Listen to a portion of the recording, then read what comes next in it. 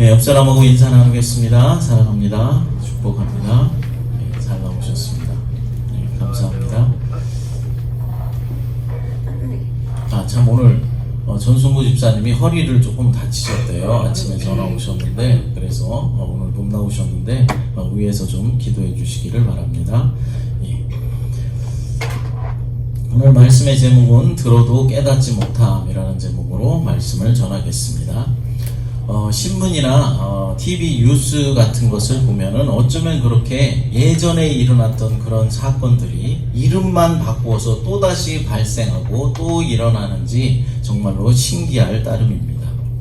무슨 말이냐면은 정치인들이 이제 뇌물을 먹고 뇌물을 받아먹고 정치적인 생명이 끝나는 것을 이제 본 후배 정치인들이 그 짓을 또 반복해서 한다라는 것이죠. 사회 저명 인사들이 이제 성 스캔들을 일으켜서 그동안 쌓아왔던 그런 경력이나 업적이 하루아침에 무너지는 것을 다 보았음에도 불구하고 또 다른 유명 인사들이 또 그런 짓을 저지른다라는 것입니다. 영어 속담에 to see is to believe라는 말이 있습니다. 이것은 보는 것이 믿는 것이다 라는 뜻으로서 눈으로 봐야만 믿는다 라는 것입니다. 그러니까 백문이 불여일견이다 라는 뜻이죠. 그런데 많은 사람들은 선배들의 그런 잘못된 행동들, 잘못된 행위들을 보고 나서도 그것 때문에 파면되고 인생이 이제 잘못되는 것을 보면서도 또다시 그런 잘못된 길로 들어서고 있다라는 것입니다. 그러니까 보고도 믿지 못하고 듣고도 깨닫지 못하는 것입니다. 더 많은 문제는 자신들이 직접 경험을 했고 또 자신들이 직접 이제 경험을 했는 그 일도 정확하게 믿질 못하고 또 다시 깨닫질 못하고 그 일들을 또 저지른다라는 것이죠. 우리 믿음의 사람들도 성경 속의 인물들이나 또 믿음의 선배들이 잘못을 저지르고 나서 하나님께 심판받고 하나님께 징계를 받는 모습을 수도 없이 보아왔지만, 성경 속에서 우리가 읽고 보아왔지만 그것을 듣고 보고 경험했음에도 불구하고 지금도 여전히 하나님의 말씀에 불순종하고 그런 삶을 살아가고 있는 모습을 우리가 보게 되는 것입니다. 오늘 본문에도 보면은 사도 바울이 유대인들에게 복음을 전하고 있는 장면과 복음을 듣는 유대인들의 반응이 나타나고 있는데, 대부분의 많은 유대인들이 어떻게 했다고 하고 있습니까? 바울의 하나님의 복음의 이 말씀을 듣지 않았다, 믿지 않았다 라고 말씀하고 있는 것입니다. 유대인들의 반응을 보면서 우리의 신앙의 모습은 어떠한지 살펴보는 그런 시간이 되었으면 좋겠습니다. 첫째로 바울은 아침부터 저녁까지 말씀을 강론했습니다. 본문 23절을 함께 읽어보겠습니다. 그들이 날짜를 정하고 그가 유숙하는 집에 많이 오니 바울이 아침부터 저녁까지 강론하여 하나님의 나라를 증언하고 모세의 율법과 선지자의 말을 가지고 예수에 대하여 권하더라. 아멘. 바울은 지금 어떤 신분입니까? 죄인의 신분이죠. 죄인의 신분으로 이제 로마로 간 것입니다. 미결수의 신분으로 로마에 들어왔지만은 로마의 백부장은 바울에게 호의를 베풀어 주었습니다. 그를 지키는 한 명의 병사와 함께 작은 새방에 거하면서 그곳에서 마음껏 있도록 이제 허락을 해 준 것입니다. 바울이 그 새방에서 어떠한 일을 하든지 관여하지 않았다라는 것이죠.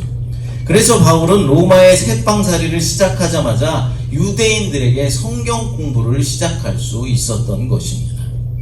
바울이 로마에 있는 유대인들과의 첫 번째 만남을 가진 이후에 그들은 바울의 사상에 적극적으로 관심을 보였으며 바울이 유숙하는 집에 드나들면서 드디어 바울의 새방 성경 공부가 시작된 것입니다.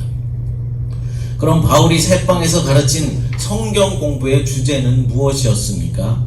예수 그리스도를 통해 이 세상에 뿌리 내리고 있는 하나님 나라에 대해서입니다. 그런데 바울은 하나님 나라를 증언하는 데 있어서, 유대인들에게 하나님 나라를 전하는 데 있어서 이제 유대인들이 익숙하게 잘 알고 있는 모세의 율법이라든가 선지자들의 그 말을 가지고 증언하고 있었다라는 것입니다. 그러니까 유대인들이 잘 알고 있는, 익숙히 알고 있는 구약 성경을 가지고 그들이 이해하기 쉽도록 이제 강론을 하고 있었다라는 것이죠. 그 구약의 말씀을 통하여서 예수 그리스도를 연결시켜서 말씀하고 있는 것입니다. 유대인 당신들이 그토록 기다려온 메시아, 구원자가 바로 예수 그리스도였다라면서 그 사실을 유대인들에게 가르쳐주고 있는 것입니다. 이 사실을, 이 진리를 아침부터 저녁까지 말씀했다라고 말하고 있습니다. 하루 온종일 이 성경 공부를 했다라는 것입니다. 복음 전도를 위한 바울의 마음속에서 타오르는 뜨거운 열정이 있었기에 이렇게 아침부터 저녁까지 온종일 동안 이렇게 성경 공부를 할 수 있었던 것이죠. 우리들에게도 복음 전도에 대한 열정이 불타올랐으면 좋겠습니다. 이렇게 복음에 대한 열정이 생기려면은 제일 먼저 성경의 말씀에 대해서 알아야 하는 것이죠. 무엇인가 알아야 우리가 전할 수 있지 않겠습니까? 그러므로 우리도 성경을 배우고 공부하는데 열심을 내야 하고 최선을 다해야 하는 것입니다. 우리는 사실 한 30분 정도만 성경 공부를 한다든가 이렇게 말씀을 듣는다든가 해도 지루하다라고 생각하고 몸을 비비 꼬고 있는데 아침부터 저녁까지 성경 공부를 한다라고 한번 생각해 보십시오. 얼마나 힘이 들겠습니까? 그러나 바울은 그 어려움에도 불구하고 최선을 다하여서 하나님 나라의 복음을 전파하였습니다. 사실 우리는 지금 성경 공부를 하지 못하고 있습니다. 우리 교회가 성경 공부를 해오다가 지금 하지 못하고 있는 상황입니다. 원래 제가 한국에서 목회할 때는 이제 아침에 오전 예배를 드리고 바로 점심 식사를 한 것이 아니라 오전 예배 끝나자마자 바로 성경 공부를 했습니다.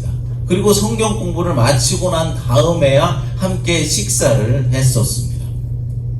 여기서도 앞으로 그렇게 했으면 좋겠습니다. 지금은 코로나 상황과 교회 여건상 잠시 이제 성경 공부를 쉬고 있지만 이 성경 공부는 오전에 예배를 드리고 오후에 성경 공부하는 것은 개혁교회의 전통입니다. 그래서 우리가 그 전통을 따라가는 것이 옳은 것이죠. 앞으로는 성경 공부를 하면서 질문도 좀 하고 토론도 좀 하면서 하나님의 성품에 대해서 더 많이 알아가고 우리의 믿음이 성장하는 그런 시간들이 속히 왔으면 좋겠습니다. 그래서 그 시간을 통해서 깨닫고 경험한 하나님을 이제 증언하는 일에 쓰임받는 저와 여러분들이 되었으면 좋겠습니다. 바울의 이 새빵 성경 공부는 아주 초라해 보이고 보잘것없이 보이지만은 사실은 우리들에게도 이런 작은 모임들이 하나님 나라 운동의 기본 단위가 되어야 한다라는 것이죠. 그래야 교회가 건강하게 성장해 나갈 수가 있는 것입니다. 하지만 사람들은 눈에 보이는 화려하고 대형화된 집회 같은 데에서만 하나님 나라의 현존을 느끼려 한다라는 것입니다. 하지만 오히려 우리에게 필요한 것은 이 바울의 새빵 성경 공부와 같은 조밀하고 소박한 모임에서 하나님 나라의 실제를 더 많이 느낄 수가 있다라는 것입니다. 이처럼 지속적인 성경 공부는 한두 차례의 일진 광풍과 같은 성령의 초자연적인 역사에 비해서 효과가 매우 초라하다라고 생각할 수가 있습니다. 하지만 사실 이것은 어떤 모양의 부흥 집회나 어느 모임보다도 뜨겁고 변혁적인 하나님 나라의 운동입니다. 누가복음 24장 25절부터 27절 읽어보겠습니다. 함께 읽겠습니다. 이르시되 미련하고 선지자들이 말한 모든 것을 마음에 더디 믿는 자들이여, 그리스도가 이런 고난을 받고 자기의 영광에 들어가야 할 것이 아니냐 하시고, 이에 모세와 모든 선지자의 글로 시작하여 모든 성경에 쓴 바 자기에 관한 것을 자세히 설명하시니라. 아멘. 무슨 장면입니까? 스승인 예수님께서 이제 허무하게 십자가에 못 박혀서 돌아가시자 제자 2명이 이제 낙심하여서 낙향을 하고 있는 장면이죠. 어디로 가고 있습니까? 엠마오라는 마을로 지금 가고 있는 것입니다. 그런데 부활하신 예수님께서 나타나셔서 이들에게 성경 공부를 시켜주고 있다라는 것이죠. 하나님의 말씀을 전하고 있는 장면입니다. 부활하신 예수님은 제자들에게 구약 성경이 어떤 점에서 그리스도의 고난과 굴욕 그리고 부활과 영화에 대해 말하는지를 자세히 풀어주고 있습니다. 예수님께서 성경을 풀어주실 때 제자들의 마음이 뜨거워졌고 왜 예수님이 십자가에 달려서 죽으셔야 했는지, 왜 제자들이 예수님의 증인이 되어서 땅 끝까지 복음을 전파해야 하는지에 대해서 깨닫게 되었습니다. 이처럼 예수님의 성경 공부는 엠마오 도상의 제자들의 마음을 뜨겁게 하고 제자들에게 갱신된 사명의식을 회복시켜주는 계기가 되었습니다. 그렇습니다. 예수님께서 친히 우리의 마음을 뜨겁게 해주시는 이 작은 모임 형태의 성경 공부가 활성화될 때 진정한 성령 충만이 실현될 수 있는 것입니다.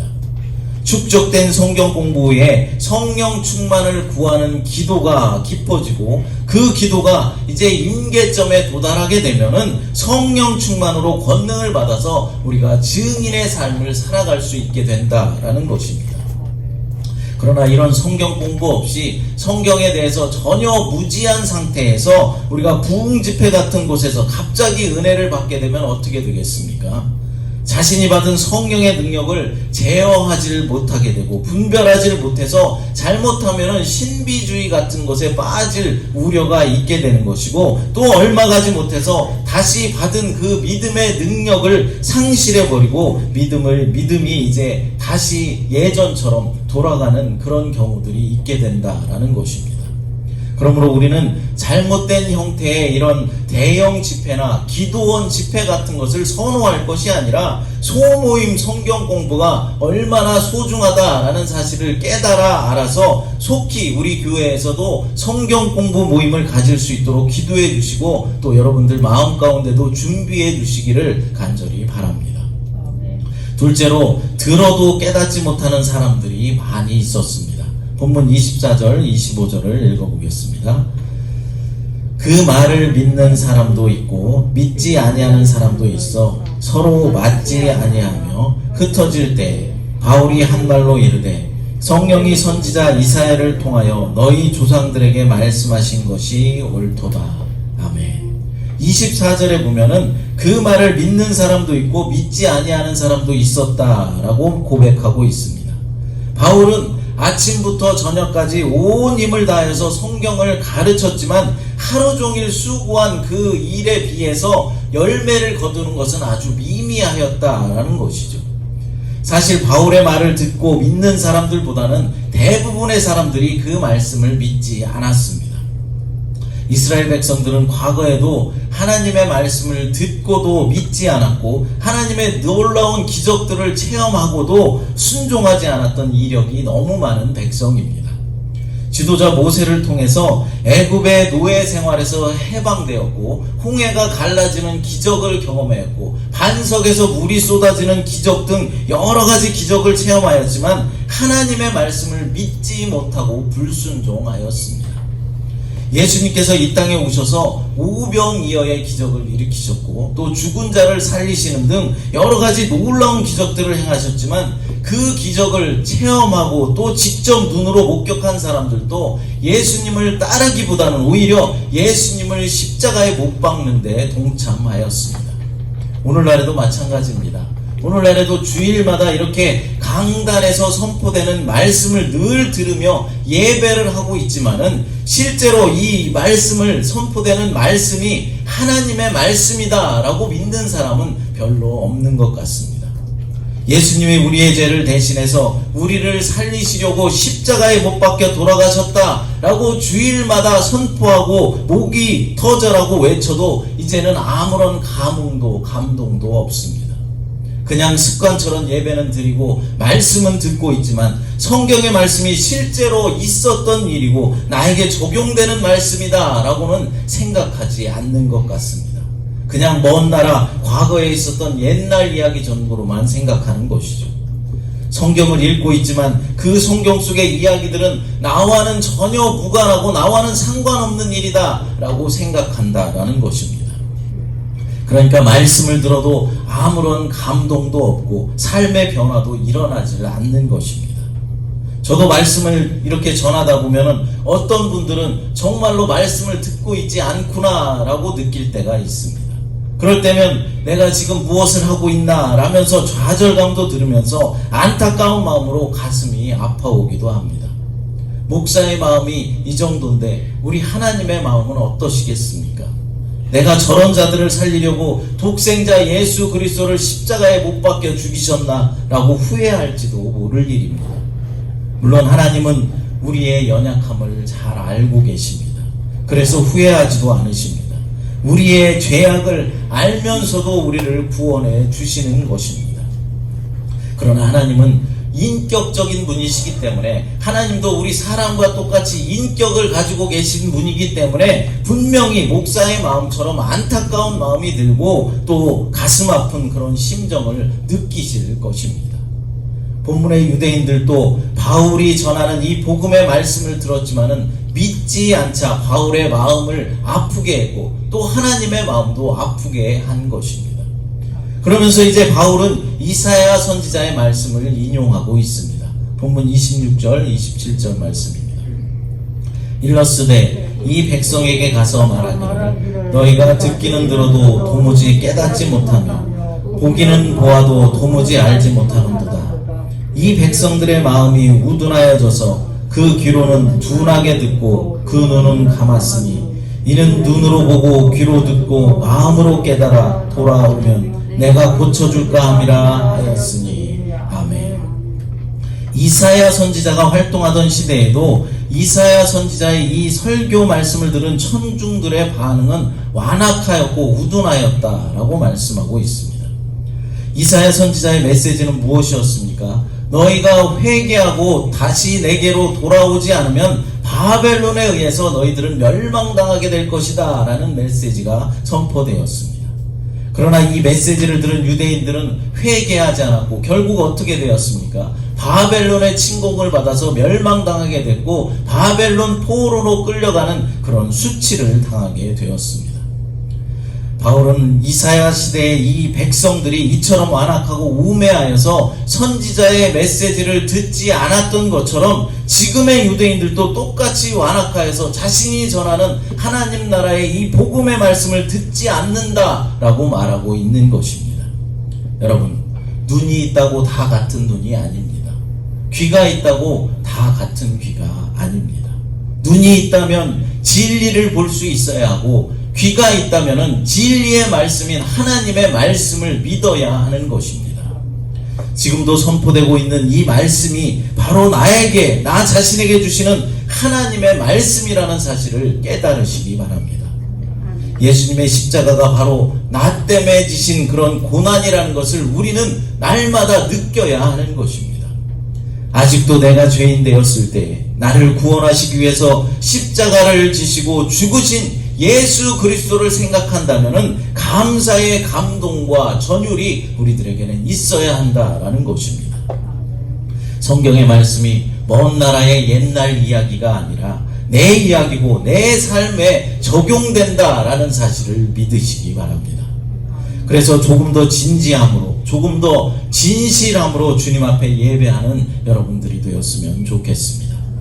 들어도 깨닫지 못하는 자가 아니라 말씀을 듣고 깨닫고 변화된 삶을 사는 저와 여러분들이 되시기를 간절히 바랍니다. 세 번째 마지막으로 바울의 직분은 이방인을 위한 것이었습니다. 본문 28절부터 31절 함께 읽겠습니다. 그런즉 하나님이 이 구원이 이방인에게로 보내준 줄 알라. 그들은 그것을 들으려나 하더라. 바울이 온 이태를 자기 셋집에 머물면서 자기에게 오는 사람을 다 영접하고 하나님의 나라를 전파하며 주 예수 그리스도에 관한 모든 것을 담대하게 거침없이 가르치더라. 아멘. 그렇습니다. 바울을 부르신 목적은 유대인들을 위한 것이라기보다는 이방인들에게 복음을 전하고 그들을 구원하기 위한 목적이었습니다. 바울은 이를 위해서 하나님으로부터 선택을 받았고 복음의 삶을 살아갔던 것입니다. 만약 바울이 없었다면 오늘날 저와 여러분들에게 이렇게 복음이 전달되지 않았을지도 모를 일입니다. 바울이 온 유럽에 복음을 전했으며 그것이 이제 미국 땅으로 건너와서 꽃을 피우게 되었고 다시 태평양을 건너서 우리나라 대한민국에까지 복음이 전해지게 된 것입니다. 그런데 안타까운 것은 지금 본문에서 바울은 누구에게 복음을 전하고 있는 것입니까? 바로 동족인 유대인들을 향하여서 말씀을 전하고 있습니다. 그런데 대부분의 유대인들이 예수 그리스도의 이 복음을 받아들이지 않고 있는 것입니다. 그러자 하나님의 이 구원이 이방인들에게로 보내준 줄 알라라고 말하면서 이방인들에게로 말씀의 포커스를 변경시킵니다. 물론 처음에는 어떻게 해서라도 동족인 유대인들에게 예수 그리스도를 전하려고 노력했습니다. 유대인들이 잘 알고 이해할 수 있도록 구약의 모세와 그리고 선지자들의 이야기를 가지고 그들에게 쉽게 설명하기 위해서 그들을 가르쳤고 구약을 가지고 강론을 하였습니다. 그러나 바울은 유대인들이 예수 그리스도의 복음에 대해서 폐쇄적이고 닫힌 마음을 가지고 있다라는 사실을 확인한 후에는 이방인들에게로 눈길을 돌린 것입니다. 우리도 이 사실을 잘 명심해야만 합니다. 우리가 계속해서 하나님의 말씀에 순종하지를 못하고 정신을 차리지 못한다면 세상의 빛과 소금으로 보여지질 못하는 삶을 살아간다면 복음의 촛대가 다른 곳으로 옮겨질 수도 있다라는 사실입니다. 우리는 지금 하와이에 와 있지만 우리의 소속은 대한민국이고 우리 새마음교회는 한인교회입니다. 그런데 지난번 어떤 목사님을 만났을 때 이런 소리를 들었습니다. 한인교회 교인들의 기도와 후원으로 세워진 한인교회가 이제는 한인교인들이 얼마 남지를 않아서 교회를 유지하기 힘들어졌고 이제 어쩌면은 다른 커뮤니티, 그러니까 필리핀이나 중국 커뮤니티 교회에 통째로 우리 한인교회를 넘겨줄 수도 있게 되었다라는 말을 들었습니다. 그러면서 그런 사태는 막아야 하지 않겠느냐라고 호소를 하는 것입니다. 물론 하나님 편에서 볼 때는 한국 교인이든 필리핀 교인이든 중국 교인이든 어떤 커뮤니티라도 하나님 나라의 하나님 나라가 확장되기만 한다면 하나님의 승리일 것입니다. 그러나 우리 입장에서 본다면은 한인교회, 한국 교인들이 기도와 헌신, 그리고 실제적인 헌금을 통해서 세워진 한인교회가 다른 커뮤니티 교회로 넘어가게 된다면은 그것은 정말로 기분 좋은 일은 아닐 것입니다. 그런데 그런 일들이 실제로 일어날 수 있다라는 것이죠. 재정적으로 감당하지 못하는 그런 상황이 온다면은 어쩔 수 없는 일이 되는 것입니다. 계속해서 한인교회의 성도들이 정신을 차리지 못하고 회개하지 못하고 자신의 이익만을 위해서 살아가고 진실함으로 예배드리지 못한다면은 그런 죄와 잘못을 저지른다면은 한인교회는 무너질 수밖에 없는 것입니다. 지금 우리들의 모습은 어떻습니까? 눈에 보이는 교회의 성장과 확장에만 힘을 쏟고 있습니다. 교회를 성장시키는 것이 나쁘다라고 말하는 것이 아닙니다. 왜 성장시키려고 하는가? 그 이유가 자신들의 성취욕이나 권력욕에 있지는 않은지가 문제라는 것이죠. 저도 좀 많은 고민이 되는 것이 사실입니다. 저도 우리 교회의 성장을 위해서 기도하고 간절히 바라고 있습니다. 우리만의 단독 예배당 건물에서 마음껏 예배도 드리고 또 성경 공부도 마음껏 했으면 좋겠다, 그런 생각을 하면서 기도하고 있습니다. 그것은 여러분들도 마찬가지일 것입니다. 그것을 위해서 몇몇 분들은 헌신을 다짐해 주시기도 하셨습니다. 그런데 그것의 목적이 어디에 있는지 우리의 속마음을 좀 살펴보아야 한다는 것입니다. 내 편리를 위해서인지 아니면 정말로 하나님의 영광을 위한 것인지 우리가 잘 분별해야 한다라는 것입니다. 그리고 평소 우리가 신앙생활에서도, 평소의 신앙생활에서도 그런 헌신을 다짐할 수 있는지, 조금이라도 내 편리를 위해서이거나 다른 사람들에게 보여주기 위한 것이라면 우리의 생각은 잘못된 것입니다. 우리가 무엇을 위해서 부흥을 해야 합니까? 나를 위해서, 내 편의를 위해서 부흥해야 하는 것입니까? 아닙니다. 하나님의 간절한 소원인 영혼 구원의 소망을 이루어 드리기 위해서 부흥해야 하는 것이죠. 그런데 교회가 성장하고 부흥하는 것보다 더 중요한 것이 있습니다. 먼저 이곳에 들어와 있는 여러분 한 사람 한 사람의 믿음이 바로 서는 것입니다. 사랑으로 하나 될 수 있어야 한다라는 것이죠. 그러기 위해서 첫 번째 요소는 자신의 죄에 대해서 철저한 회개가 있어야 한다라는 것입니다. 잘못 살아왔던 것이 말씀을 통하여서 확연하게 드러나게 될 때 그것에 대해서 회개하며 울며 애통해야 하는 것입니다. 이렇게 진정한 회개가 있다면 이제는 참된 기쁨, 거룩한 기쁨, 하나님께서 주시는 큰 기쁨이 몰려오게 되는 것이죠. 이런 일들이 개인이 아니라 집단적으로 일어나게 될 때 그것을 우리는 부흥이라고 말하는 것입니다. 우리가 보통 부흥을 어떤 용도로 씁니까? 사람 수가 늘어났다라는 것에 쓰죠. 10명이 모였었는데 20명으로 부흥했다라고 말합니다. 그러나 이 말을 잘못 표현하고 있는 것입니다. 오히려 20명으로 성장했다라고 우리가 말해야 하는 것입니다. 새마음교회가 부흥했다라는 이 말을 생각해 보십시오. 무슨 말입니까? 교인의 수가 늘어났다는 말입니까? 그렇지가 않은 것입니다. 여러분, 부흥의 주체는 우리 인간이 아닙니다. 부흥은 하나님 편에서 주도적으로 하시는 하나님의 일입니다. 하나님이 부흥을 일으켜 주시면 그 결과 진리의 말씀을 공부하고 싶은 그런 열망이 불릴 듯 일어나게 되는 것이고, 성경을 읽고 싶어지고, 그리고 자신의 죄가 낱낱이 드러나고 그로 인하여서 울고 사람이 변화되고 새로운 삶을 살고 그 은혜를 증거하는 그런 삶으로 바뀌게 되는 것입니다. 단순히 교인 수가 많아졌다고 해서 우리 교회가 부흥했다라고 말할 수는 없는 것입니다. 물론 부흥이 일어나게 되면 당연히 그 영향으로 숫자적인 증가도 따라올 것입니다. 그러나 회개도 없으면서 진리에 대한 갈망도 전혀 없는 곳에 단순히 사람 숫자가 늘어났다라고 해서 그것을 부흥이다라고 말할 수 없다라는 것입니다. 물론 우리는 부흥을 꿈꿀 수 있습니다. 우리 새마음교회에 진정한 영적인 부흥이 일어나기를 위해서 여러분들 날마다 기도해 주시기 바랍니다.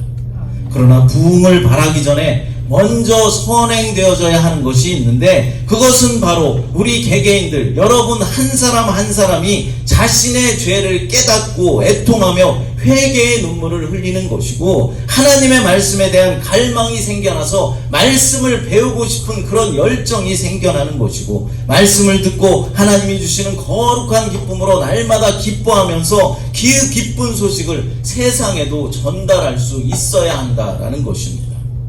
여기에 모인 여러분들에게 이런 변화가 있게 된다면 우리 교회는 부흥할 것이고 놀라운 역사들을 눈으로 보게 될 것입니다. 바울의 새방살이 성경 공부와 같이 한 사람 한 사람의 영혼을 생각하면서 하나님의 말씀을 가르쳐야 하고 또 배워야 하는 것입니다. 앞에서도 말씀드렸지만 우리들에게 지금 필요한 것은 사람들을 불러 모으는 것도 물론 중요한 일이겠지만, 그것보다도 먼저가 되어야 하는 것은 지금 이곳에 나와 앉아있는 여러분들이 바뀌어야 하고, 여러분들이 변화되어야 되고, 여러분들이 받은 바른 믿음의 사람으로 완전히 변화되어야 하는 것입니다. 그래서 바른 신앙관을 갖게 되는 것입니다. 축적된 말씀이 바로 성령의 충만함을 이루며 증인의 삶으로 나갈 수 있도록 인도하는 바로미터가 되기 때문입니다. 제가 한국에서 개척교회를 할 때 부족하지만 주님의 은혜 가운데 외부로 나가서 이제 말씀을 전할 기회가 좀 있었습니다. 감사하게도 동기 목사님들이나 이웃교회 목사님들이 이제 불러주셔서 가끔 초청을 해주셔서 다른 교회에 가서 이제 말씀을 전할 기회들이 있었습니다. 이곳 하와이에 와서도 몇 번 이제 다른 교회에 가서 말씀을 전한 적이 있습니다.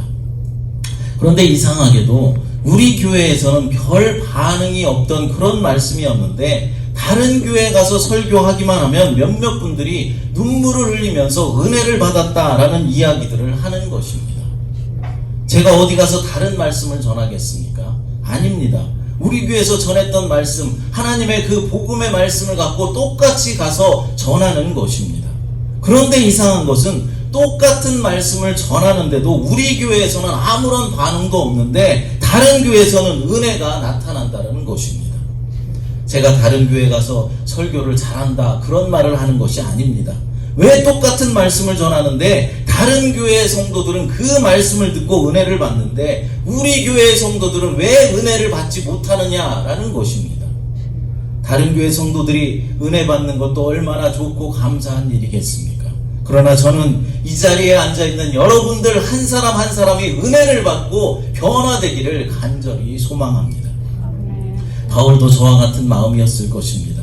자신의 동족인 유대인들이 그리스도의 복음을 듣고 변화받고 새로운 삶을 살기를 원했을 것입니다. 그러나 그 바람은 이루어지지 않았습니다. 처음부터 바울은 하나님께서 이방인의 사도로 세워주셨기 때문입니다. 사랑하는 여러분, 간절히 바라기는 부족한 종이 말씀을 선포할 때 그 말씀을 은혜로 받으시기 바랍니다. 마음을 활짝 열고 이것은 지금 사람의 말이 아니라 하나님이 주시는 말씀이다 라고 믿으며 그것을 은혜로 받으시기 바랍니다. 그래서 전심으로 말씀을 듣고 그 말씀대로 살아야겠다라고 결심하고 찔리는 말이 있으면 회개하고 그런 여러분들이 되었으면 좋겠습니다. 사랑하는 여러분, 우리는 주일마다 하나님의 말씀을 듣습니다. 또한 성경을 읽습니다. 그런데 들려지는 말씀이 보여지는 성경이 먼 나라 옛날 이야기로만 그렇게 생각되어지십니까? 그래서 아무리 말씀을 들어도 아무런 변화가 없고 성경을 읽어도 깨달음이 없습니까? 그러나 여러분, 성경은 정황무오한 하나님의 말씀임을 믿으시기 바랍니다. 선포되어지는 말씀이 하나님의 말씀임을 믿으시기 바랍니다.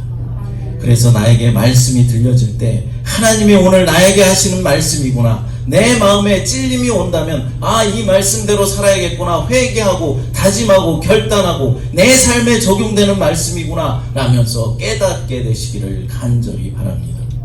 오늘 이 말씀은 바로 여러분에게 나에게 주시는 하나님의 말씀입니다.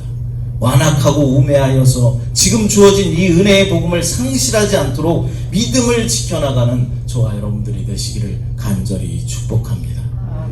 시간 함께 찬양 드리고 기도하도록 하겠습니다. 은혜 아니면 찬양합니다.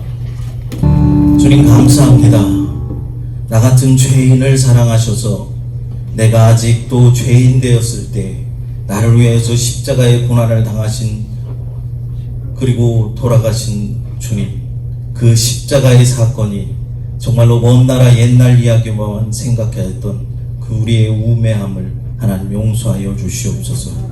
이제부터는 성경을 읽을 때나 선포되어지는 말씀을 들을 때 이 말씀은 나에게 주시는 하나님의 말씀이다 라는 믿음으로 진실함으로 간절함으로 말씀을 받을 수 있도록 하나님 도와주시고 인도하여 주시옵소서. 다른 누가 아니라 바로 내가 먼저 변화되게 하시고 내가 먼저 회개하게 하시고 내가 먼저 주님이 주시는 기쁨을 누리며 그것을 또한 나가서 증거하는 자들의 삶을 살아갈 수 있도록 하나님 축복하여 주시옵소서. 거룩하신 예수님의 이름으로 간절히 기도드리옵나이다. 아멘.